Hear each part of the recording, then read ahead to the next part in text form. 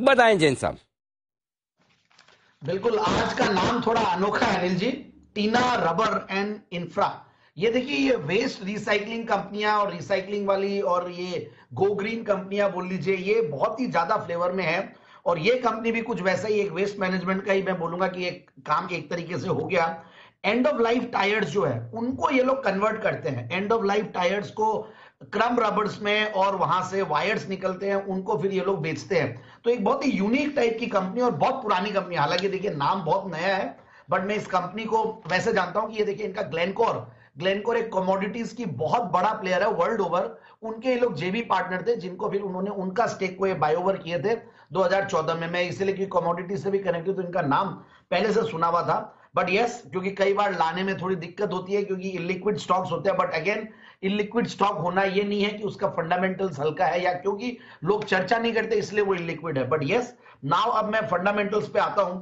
1977 से कंपनी कार्यरत है और मिस्टर भूपेंद्र सेकरी, जो कि विजनरी लीडर और काफी सारे इनोवेशंस और पायनियरिंग एफर्ट्स लिए। इनफैक्ट पहले जापान के साथ एक पार्टनर इन्होंने टेक्नोलॉजिकल कोलैबोरेशन किया, तो वहां पे उन्होंने फुटवेयर को लेकर कुछ लाया क्योंकि रबर से रिलेटेड रहा है और one of the leading manufacturers थे 1980 के समय में। फिर इन्होंने धीरे धीरे कुछ डाइवर्सिफिकेशन किए, तो ये लोग कुछ कमोडिटीज में आ गए, और कमोडिटीज में भी राइस के one of the largest exporters थे, शुगर के, तो ये ग्रुप गजब, सोया मिल, और फिर इन्होंने विशाखापट्टनम पे कार्गो हैंडलिंग टर्मिनल भी खोला।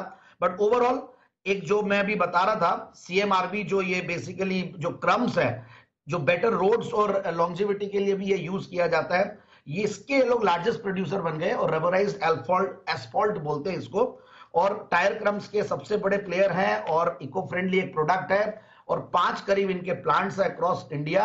और मैंने जैसे कहा कि इनका जो जेवी था 2014 में इन्होंने उसको एक्वायर किया, ग्लेनकोर की 60% इक्विटी थी, तो जेवी का नाम था टीना विटारा, तो वहां से इन्होंने लिया और इसलिए और कॉन्फिडेंस आता है। और फिर मैं अब फंडामेंटल्स पे अगर आता हूं, तो आप देखिए टायर्स के स्टॉक्स के बारे में थर्सडे को ही बात की, फ्राइडे को ही बात की थी, काफी बढ़िया चल रहे हैं, तो हो सकता है ये स्टॉक्स भी आए।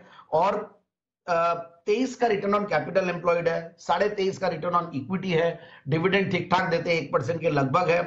पिछले 3 साल में कंपनी ने गजब का टर्न अराउंड और गजब का परफॉर्मेंस दिया है, करीब 500% के लगभग के प्रॉफिट की ग्रोथ रही है। और पिछले 5 साल पे अगर आते हैं हम तो नॉर्मलाइज हो जाता है, वो करीब 31% की प्रॉफिट की कैगर। सेल्स की अगर कैगर बताएं तो 28-30%, 28-29% के लगभग 5 साल की वो भी रही है। और सबसे बढ़िया बात है, मार्जिन्स बढ़िया है, क्योंकि देखिए रिसाइकलिंग का प्रोडक्ट है, एक अलग ही तरीके का यूनिक बिजनेस, और जनरली जल्दी से लोग घुसते नहीं, इसमें एंट्री बैरियर्स बहुत रहती है। तो 18% का ऑपरेटिंग प्रॉफिट मार्जिन था पिछले सितंबर में, इस बार भी करीब 15-16% के लगभग ऑपरेटिंग प्रॉफिट मार्जिन है। तो पिछले 3-4 क्वार्टर गजब के गए हैं, कंपनी के 4 करोड़ 5 करोड़ के लगभग क्वार्टरली कमाई है, तो 20 करोड़ के लगभग टीटीएम बेसिस पे प्रॉफिट्स है। और मैं शेयर होल्डिंग पैटर्न देख रहा था तो उससे भी काफी कॉन्फिडेंस आया। प्रोमोटर्स की 74%, एफआईआईज डीआईआईज करीब 1.5% के लगभग, गवर्नमेंट की भी छोटी सी स्टेक है 0.33, और पब्लिक शेयर होल्डिंग में एक बड़ा नाम जो देखता हूं मैं वो है डॉली खन्ना जी का, जो कि पिछले 4 क्वार्टर्स में शेयर होल्ड कर रही है, तो उन सबसे कॉन्फिडेंस आता है। और मैं रेटिंग्स भी देखा था, ठीक ठाक है। सो ओवरऑल इस कंपनी को इन लेवल्स पे अगर हम लेते हैं तो ये 726 का पहले हाईस दिखाया हुआ है, उसके सामने मैं टारगेट दे रहा हूं 560 का, तो इसलिए इन लेवल्स पे स्टॉक ले और 560 के टारगेट्स।